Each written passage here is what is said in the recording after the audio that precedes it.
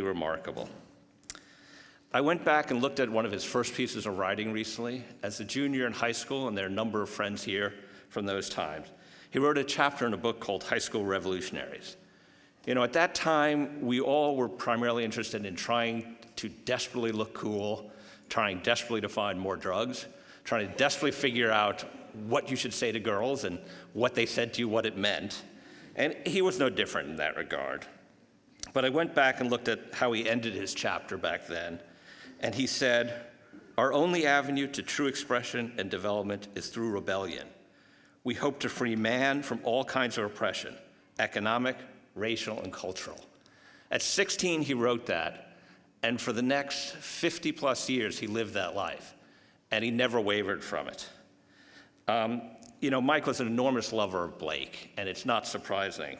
And Blake once said, "The voice of honest indignation is the voice of God." Mike never believed in God. He never had any doubt about that. But indignation stayed with him his whole life, and he was never going to let it go. As Liz already mentioned, Mike loved an incredible amount of culture. But it wasn't just high culture. It was popular culture. It was all culture. It was movie, arts, food, sports, but one that many people may not realize was TV. He was a fanatic TV watcher, if you ever spent time with him. And it was visceral for him. I remember there was a photograph up here of traveling with him and Liz and my two kids, Alex and Hannah, to Sicily and walking around. And he would give a detailed lecture, excited about the connection between the corruption and the Christian Democrats and the mafia. And then all of a sudden, he would switch to this unbelievable over-the-top love of late Sicilian Baroque sculptures, which were just flooded with 1,000 fat little cupids and stuff, and then tell you Ruskin was wrong and explain to you why Ruskin was wrong. And you'd sit there and go, I don't usually like this over-the-top stuff, but he has a point. And then he would switch to, okay, what are we going to eat? What are we going to drink? Most importantly. And each one was the same amount of excitement. And it was really wonderful to share it with him. I mentioned his love of TV, and if you ever spent time, particularly when he was in his later years, not as active, he particularly loved a TV series, Deep Space Nine from Star Trek. And his knowledge of it was just astounding. He could watch the episodes over and over again, but what he really wanted to do was watch it with someone new, someone he could then explain to them what was going on and introduce them to this thing he had found. And it wasn't superficial. I mean, his analysis of it was quite deep and quite informative. Just last week, we were out in California, and I was talking to one of my stepdaughters who couldn't make it here, Margot, and we were talking about a current issue in the news. It was about old Auschwitz soldiers and stuff who are still alive and things. And she immediately said, there was an episode of Deep Space Nine that Mike pointed out, and I thought for a second, you're exactly right. The Kardashians and the Germans, there's a lot of connections there. And we thought, what would Mike have said? And we knew immediately, yep. He would have started a very detailed, coherent lecture on the relationship between Deep Space Nine and the Nazi regime and how ethics today really are explained in that episode. Mike loved North London, Hackney.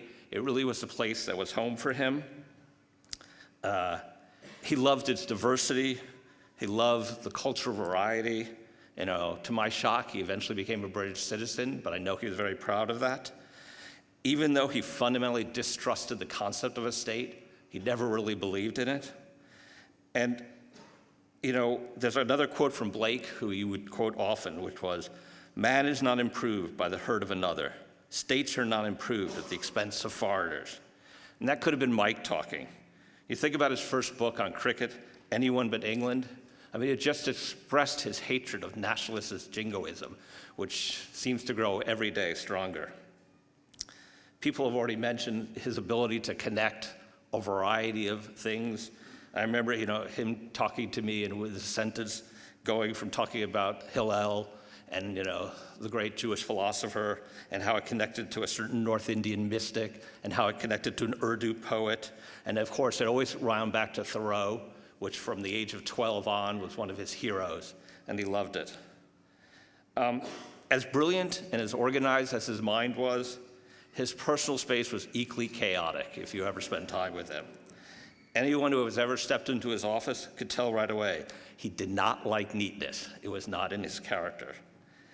He used to tell me he loved the lack of orderliness of ancient cities that grew organically and had no original plan. He loved the absence of straight lines in developing world villages. They somehow made him comfortable. And despite decades of our mother's attempt to straighten him up, he never changed, and I love that about him. You know, being brothers, he's the person I knew longest in my life. From the day I was born, he was there, till I was fortunate enough to be with him the day he died. And although he's gone, he'll always be with me. But luckily for all of us, he was a writer, and I'm really glad about that. When we were kids, he used to tell me with envy how he looked at musicians, because he used to say, they can sit and practice. I can't practice my art. I just have to do it. And I think we should be thankful that he had to do it, because what he's left, I've gone back recently rereading some of his books, is real pleasure, and it's something we'll always have.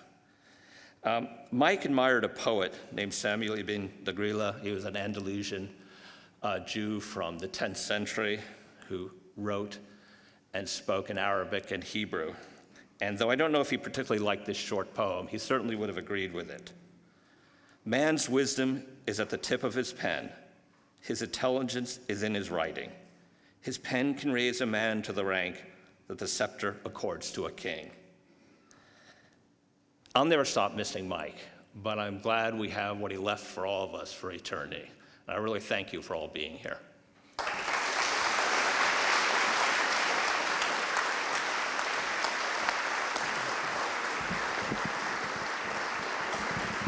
Thanks very much, Jeff. I think a lot of people could say this. One of the sort of silver linings, if you like, to the cloud of Mike's illness is that a lot of us have got to meet Mike's family over the last year, which we wouldn't otherwise have done, and you get a great sense of where some of it comes from. Thanks very much.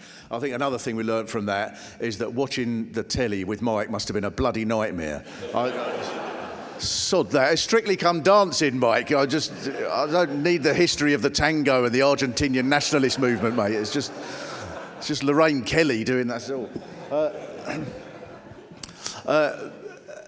continuing on the theme of the brilliant family that he came from, I'd like to introduce you to Mike's sister, Susan, who, as well as being a fantastic inspiration, was also one of the people who managed to keep him alive as long as he did by being a stem cell donor. Please give a huge cheer for Susan. Thank you.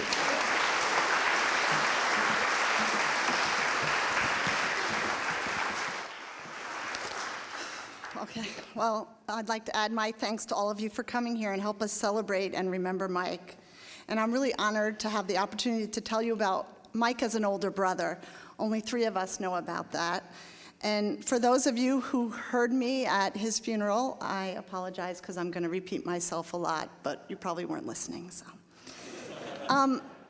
As you already found out, we sort of won in the big brother category, ×2, and Mike was an amazing big brother, something I actually don't think he was fully appreciated or aware of. And in my opinion, he was a great big brother because in his own way, in his own style, he did 3 things. He taught me, he looked out for me, and he really made me feel special. And I know, after hearing everybody speak at his funeral, that these are the same 3 attributes that made him a great friend, a great mentor, and a great leader. So my older sister, Joanne, is about 4 years younger than Mike. I'm about 4 years younger than Joanne. And my sister Ellen is a year younger than I. So Mike is 8 years older than me. And I think I was more than 10 years old before it ever dawned on me that Mike was not actually the authority on everything. And I certainly never realized or never was allowed to think that there were people who didn't actually agree with everything that Mike said. So when we were little, Mike and my sister Ellen and I were your typical baby sisters, and we were very annoying. We were always in his way. Someone here today reminded us of the time we used to just spend hours spying on Mike, whatever he was doing with a girlfriend, whatever. And for those of you who knew us at that time, I'm apologizing for being a terror. But you should know that Mike and Jeff were also very bossy and very annoying. In spite of that, Mike was always there for us. He was the first one to jump in and let our parents know when they were being hypocritical or unfair to us. He always looked out for us. He also found us, in an intellectual way, interesting and amusing. He was sort of intrigued and amazed by the workings of a little kid's mind. He'd often play mind games with us, and he would torment us by engaging a little kid in philosophical or political discussions. Usually, I just nodded and had no idea what he was talking about. Then we got our first real pet, a cat, and Mike insisted on naming it Antigone, something I couldn't even pronounce, more or less spell. See, I was only 10 when Mike left the house and moved to the UK. However, and I'm sure Mike was not thrilled at the time, 1 year later, my family, my parents, together with Joanne and Ellen and I, we moved to London. And it was then that Mike really became an important and integral part of my life.